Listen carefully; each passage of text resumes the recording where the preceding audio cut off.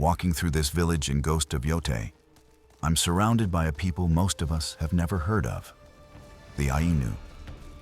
For over 14,000 years, they called these northern lands home, long before Japan even existed as we know it. But if you ask most people today, they've vanished from memory. This is the story of how an entire civilization, 80,000 strong, was systematically erased, and why their story matters now more than ever.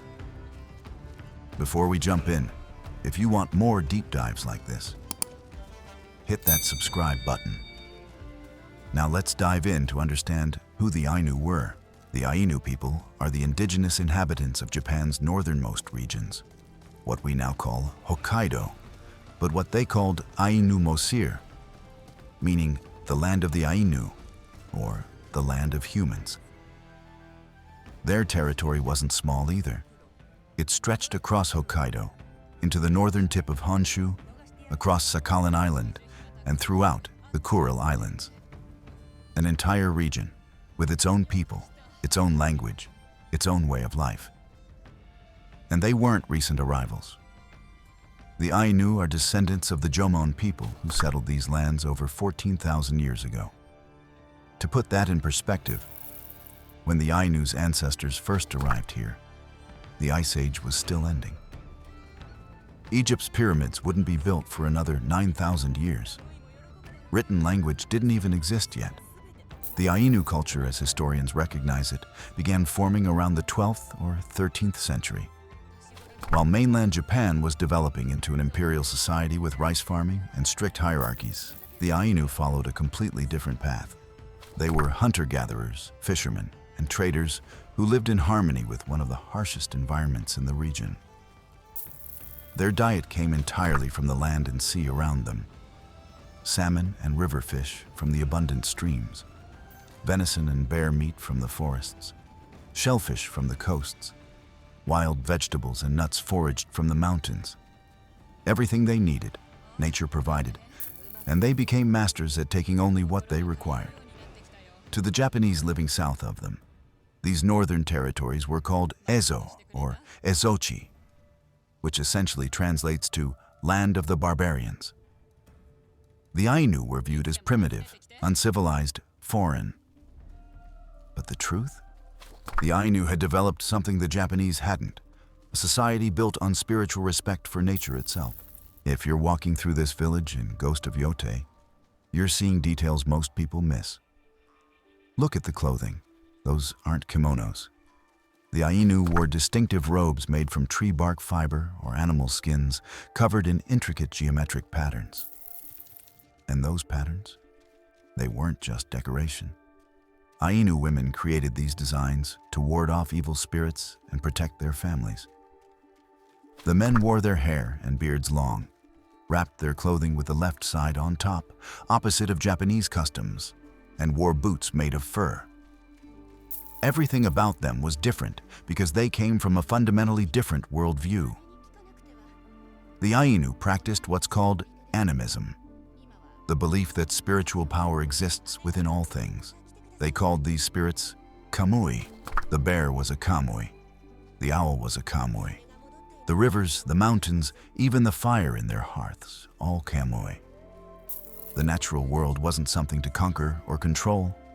It was sacred, filled with divine beings who deserved respect and gratitude. They had no written language, so their history, their laws, their stories, everything was passed down through oral tradition. Epic poems and songs that could last for hours, telling of heroes, spirits, and the relationship between humans and the divine world around them. And they weren't isolated. The Ainu were skilled traders. They exchanged furs, dried fish, and kelp with Japanese merchants for rice, sake, iron tools, and textiles. For centuries, this relationship worked. The Ainu had something the Japanese wanted, and vice versa. But that balance was about to be shattered. In 1604, everything changed. The Tokugawa shogunate gave exclusive control over all Ainu trade to a single clan, the Matsumai clan, the only Japanese clan based in Ezo. Overnight, the Ainu's freedom to trade was stripped away. They could no longer travel freely to mainland Japan. Everything had to go through Matsumai. And the terms? They were brutal. Trade became exploitation. The Ainu were receiving less and less for their goods while being charged more and more for Japanese products. They were being economically strangled. In 1669, an Ainu leader named Shakushain had enough. He united Ainu groups across the region and led a major uprising against Matsumai dominance. It was a desperate attempt to reclaim their autonomy, their dignity, their way of life. They lost. The Matsumai crushed the rebellion, and the consequences were severe. Ainu who had been living among Japanese communities were forced to relocate deeper into Ainu territory. They were forbidden from speaking Japanese, forbidden from dressing in Japanese clothing, even forbidden from farming. The message was clear. You are not one of us. You never will be. But the real devastation came later. In the 18th century, there were roughly 80,000 Ainu living across their traditional lands. By 1868, just 100 years later, only about 15,000 remained in Hokkaido alone. What happened? Disease played a massive role. Smallpox, brought by Japanese traders and settlers, swept through Ainu communities who had no immunity. Entire villages were wiped out. But it wasn't just disease. It was policy, forced assimilation, family separation. The Japanese government began systematically dismantling Ainu society from the inside out. When the Meiji era began in 1868, the Japanese government made it official. Hokkaido was now part of Japan, not Ainu Mosir, not Ezo, but Hokkaido. And the Ainu, they were in the way. Their lands were seized. Hunting and fishing, the foundation of their survival for 14,000 years, were restricted or banned outright. They were forced to become farmers on land that barely supported agriculture. Their traditional lifestyle was made illegal. Ainu children were taken from their families and placed in Japanese schools where they were forbidden from speaking their language. They were taught that their culture was primitive, shameful, something to abandon. An entire generation grew up disconnected from their heritage. By the early 20th century, the Ainu language was nearly extinct. Their spiritual practices were fading. Their art, their stories, their entire way of understanding the world disappearing. It was cultural genocide, executed through policy, education, and systematic oppression over generations. Today, there are people of Ainu descent still living in Hokkaido. In recent years, there's been a revival, efforts to preserve the language, teach the traditional arts, and reclaim the history that was almost erased.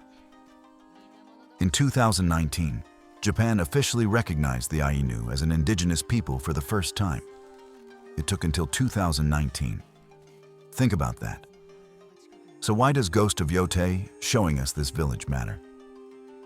Because for many people, this might be the first time they've ever heard of the Ainu, a people who lived here for 14,000 years, who built a civilization around respect for nature, who fought to preserve their way of life and were systematically destroyed for it. Their story isn't just history. It's a reminder of how easily entire cultures can be erased when we decide they don't fit into our vision of the world. The Ainu were here first. They deserved better. And the least we can do is remember them. What other untold stories from Ghost of Yotei should I cover next? Drop your ideas in the comments below, and if you enjoyed this dive into history, hit that like button and subscribe for more. There's so much more to explore.